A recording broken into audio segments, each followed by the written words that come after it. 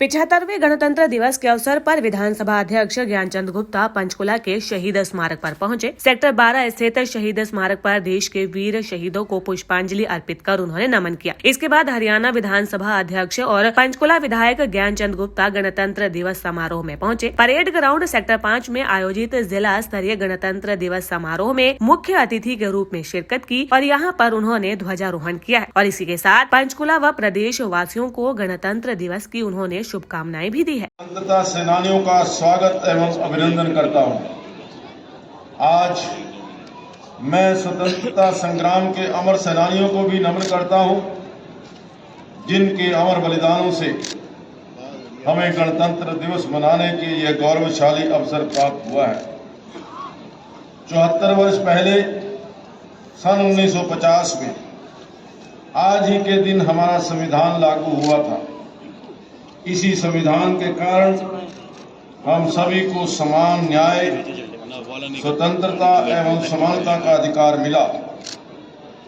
आज इस अवसर पर मैं बाबा साहब भीमराव अंबेडकर सहित संविधान सभा के तमाम सदस्यों को नमन करता हूं। आज का यह ऐतिहासिक दिन देशवासियों को एक मजबूत राष्ट्र के रूप में आगे बढ़ने के लिए साहस और प्रेरणा देता है। इस दिन हम उन महापुरुषों को भी याद करते हैं जिन्होंने भारत को स्वतंत्रता दिलवाने और भारतीय संविधान को लागू करने में महत्वपूर्ण भूमिका निभाई। एक गणराज्य देश कहलाता है। देश को आजादी दिलाने के लिए राष्ट्रपिता महात्मा गांधी, नेताजी सुभाष चंद्र बोस, लाला लाजपत राय, सरदार वल्लभ भाई पटेल, डॉक्टर राजेंद्र प्रसाद, पंडित दीनदयाल उपाध्याय जैसे महापुरुषों और स्वतंत्रता सेनानियों ने कड़ा संघर्ष किया।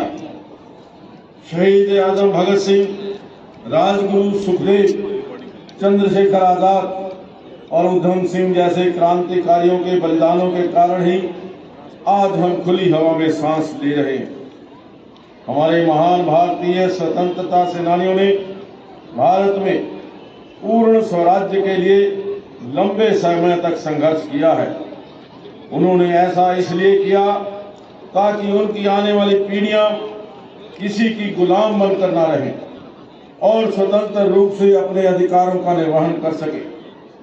भाइयों बहनों, हमारे देश के गणतंत्र ने देशवासियों को सामाजिक समरसता तथा जनप्रतिनिधित्व का अधिकार दिया है।